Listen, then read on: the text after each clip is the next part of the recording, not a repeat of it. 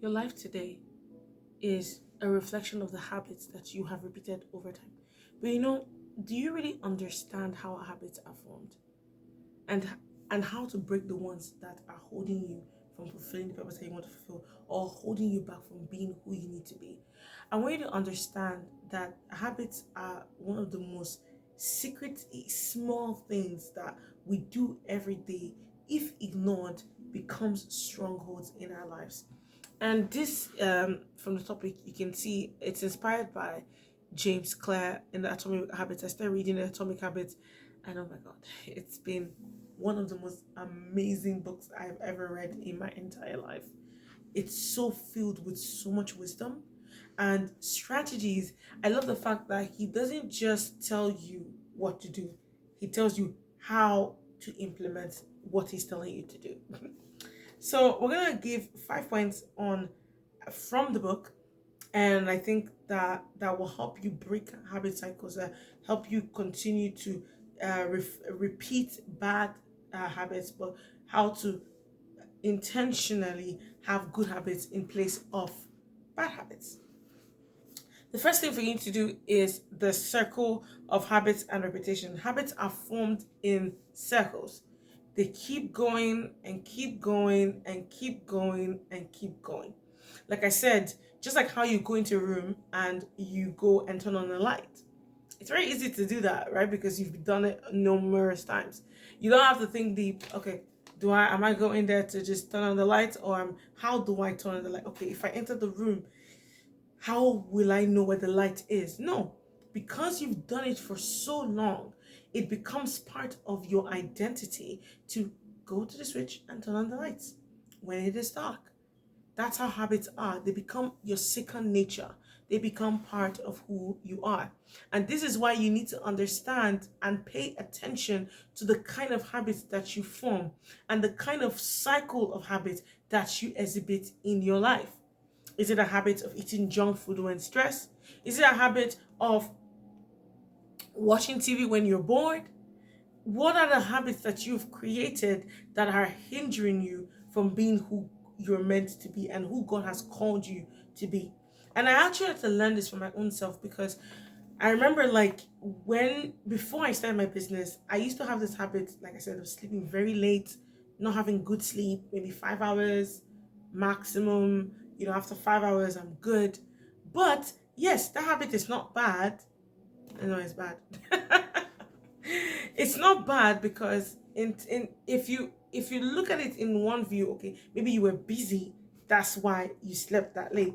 But no matter how busy you are, when you set systems and you set up things in place that will help you break those habits, you realize that no matter what it is, in every part of the day, I should not be sleeping after 3 a.m. in the morning.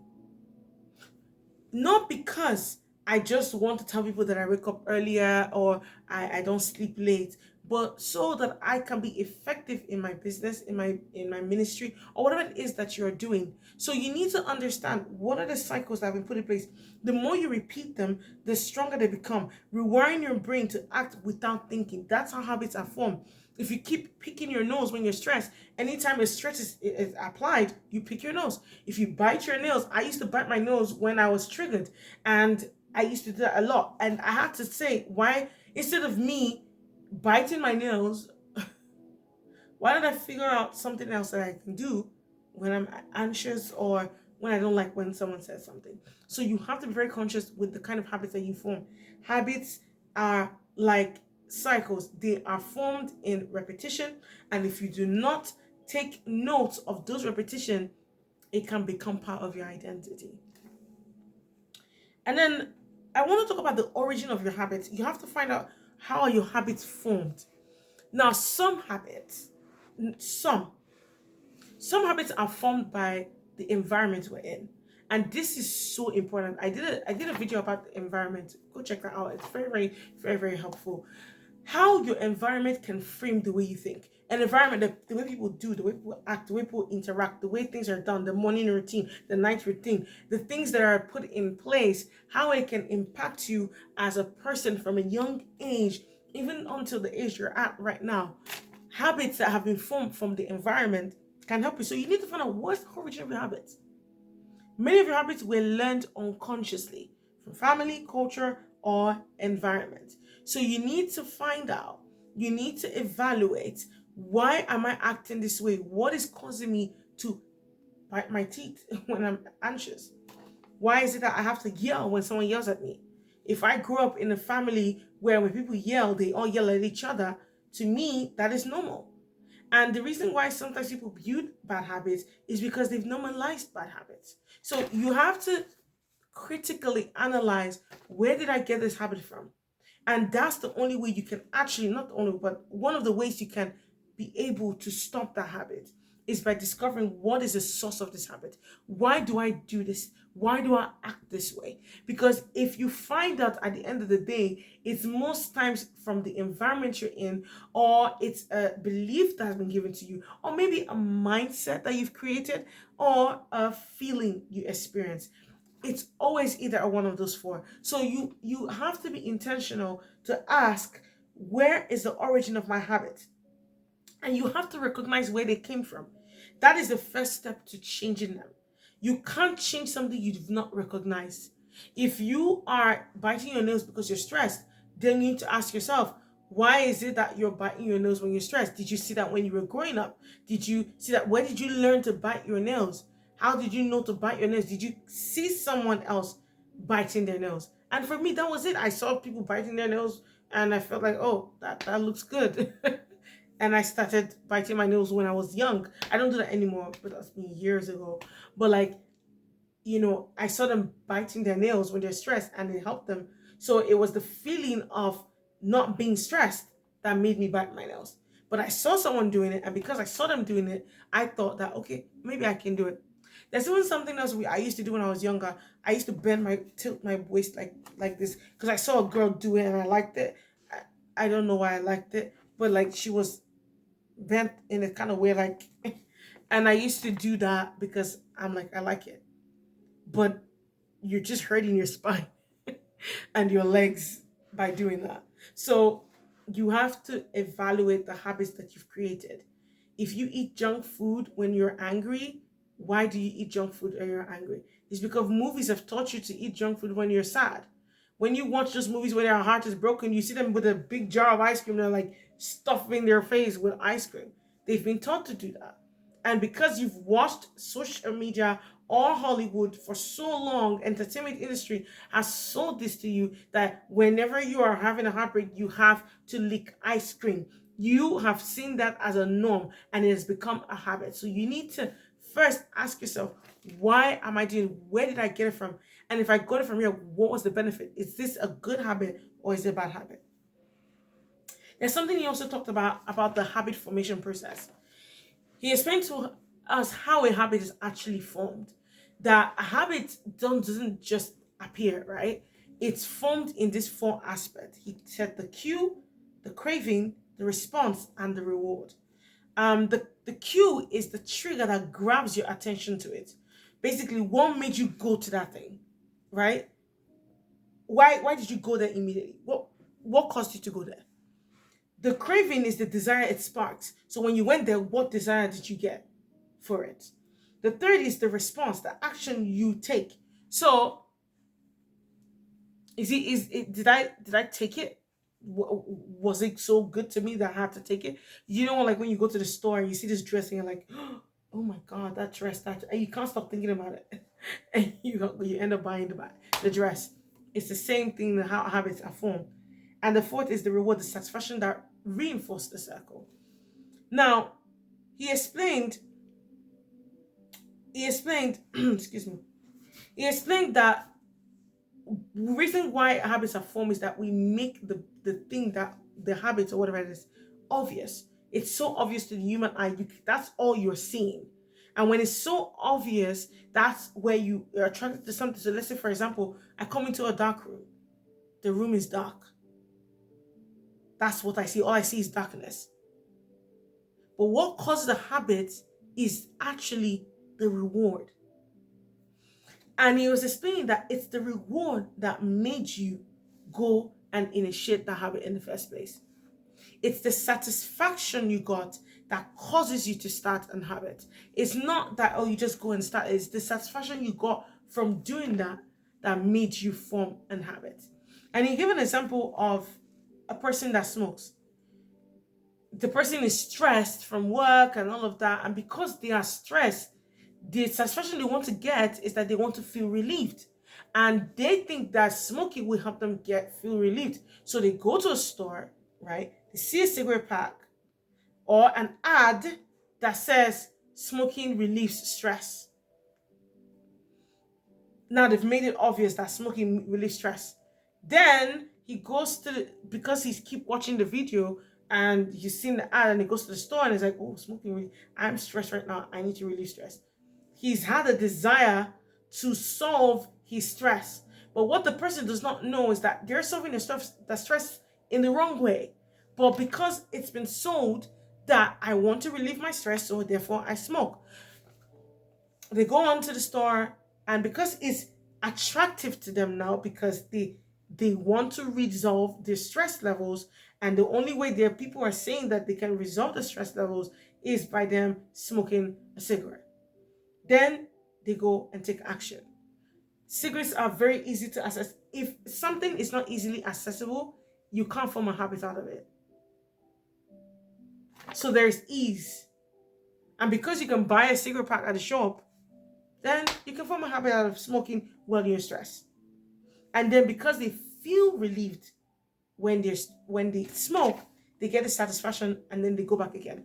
But the problem with this is that smoking actually does not relieve stress. It just causes more problem to your health. But to them, that is how they get satisfaction from stress to relieved. And this is how many people have formed habits. By it being obvious, by it being attractive to them, that's sparking that desire in them, by being accessible and satisfying. And because they got these 4 things, that habit is formed. And he explained that this is how habits are formed. Many habits are formed because of this kind of process, where you make it obvious, you find that thing attractive, you get it easily accessible to you to access that thing, and then you get fulfilled from doing it. Or fulfilled is a big word. Relieved from doing that word, that thing that you're not supposed to do, but you're doing it. For example, there was something there was a habit I formed that was really bad. Now, I'm not a sweet person. I don't take sugar. I'm not really a sweet person. No. But once in a while, like I love white chocolate. Once in a while I can take one and all of that. Now, most times my blood sugar is very low because, like I said, I try to avoid sugar as much as possible because I just don't like the taste of it. I just don't like it. And because I don't like it, I created a habit that when my blood sugar is low, I have to go and buy a chocolate bar and eat a chocolate bar so that my chocolate can come up. But that's not a good habit for me, because even though, yes, maybe my level is low, it may not be that. I may be feeling dizzy because maybe I just need water or I may just need to rest. But in my mind, I've created a habit that whenever I feel dizzy like this, my blood sugar is low. Now, there's nothing wrong with you analyzing your body. But what I've done is I've created a habit of me going to grab a chocolate bar and increasing my sugar level just because my sugar level is low. I can take a fruit instead of buying a chocolate bar. But you see how habits has been formed. I want to feel energetic. So I go to a chocolate bar to make me feel energetic. And that's why habits are formed from the satisfaction we get from doing it. And he talks about the dark sides of habits. He says bad habits runs the same circle, right? Where, like I said to you, where you go there, it's attractive, it's good, it's, perfect. You can also do it with bad habits, right? And this is the thing, because for me, even good habits of waking up early. I wake up early now, not because, I want to wake up early, because I love the feeling of waking up early before the sun rises. and seeing the sunrise. It makes me feel accomplished, fulfilled, and I have a grasp of my day when I wake up early, compare to when I don't wake up early at all, and it's a whole thing. So I created a habit because I love being on time, but I also love being in control of my time. Bad habits are the same. It locks you into a destructive pattern unless disrupted. And this is where you see a smoker just keeps doing this. And they've damaged your lungs, they've damaged a lot of things, but they can't stop because they think that, you know, my mind has programmed me to believe over and over because I've done it so many times. It's become a habit for me to come, go, pick a pack, go, pick a pack, smoke, go, and just keep doing that and over and over and over and over and over again. But it becomes a destructive pattern because you're doing something over and over and over again that it's destroying your health. And the stress level you're trying to reduce will even be, it's not even way more better than you saying that you have lung disease, you know? So, or lung cancer, or something wrong with your lungs. That is a way worse situation than being stressed. So we have to be conscious of how habits are formed. And how do you break habits, right? You basically reverse the cycle. How do you do that? Now, remember I said that how habits formed is by you having a cue, then a craving, then a response, then a reward. He said that when you make it obvious, you make it attractive, you make it easy, and you make it satisfying, the habits will continue to form. So what you do is reverse it. Make the cue invisible, make the craving unattractive, the response difficult, and the reward unsatisfying. I'll give an example. Let's say I want to eat more healthier now. And let's say my blood sugar is low, right? And instead of me by having a chocolate bar in my house, I have fruits. So now if I feel like, my sugar level is low, I go grab a fruit. And that is me because now I don't have any chocolate bar in my house. So I've made it difficult to access. I've made it invisible to see. And if it's invisible, I won't crave it. Most of the times we crave something that we see. That craving comes from seeing it. You can come downstairs to come and have breakfast and you see a muffin on the table. Even though you were never hungry for the muffin, you will eat the muffin because it's a muffin, it's available and you need to eat. So the best way for you to break a habit is for you to make it invisible. Don't let it be visible to your eyes. Don't even see it, then it'll be close to you and it'll be around you. And then make it unattractive. So find a way to not see the benefits of doing that, right? So, for example, maybe tying a bad thing to that experience, making that experience dissatisfying, right? The third thing is to make the response difficult. So make sure it's not easily grabbable. Like it's not easily grabbable. It's maybe like at the toppest shelf, and then you don't have to go through the hassle of climbing there and picking up the muffin. You can put the muffin all the way at the top shelf and just leave it there. And then when you can, you bring it down. You won't want to grab that thing all the time because it's all the way up there, so it's hard to access. So that's one way you can break it. And then obviously the reward will be unsatisfying, whereby you don't feel fulfilled by doing this anymore. So that are the ways that you can break a habit cycle and ways that you can build a habit cycle. There are good habits. Like I told you, waking up earlier, a very good habit. I enjoy waking up early or getting my protein in. Very good habits. I'm conscious. I track the grams of protein that I put in. Good habits to learn. Reading a book. You can make these things by just putting these 4 things he explained in the book. And I advise you to go read that book. It's a book you need in your daily life as a mom, as a dad, as a husband, as a wife, as a business owner, as an entrepreneur, as a staff member, whatever you're doing in your life, you need that book. That book is very, very impactful for you.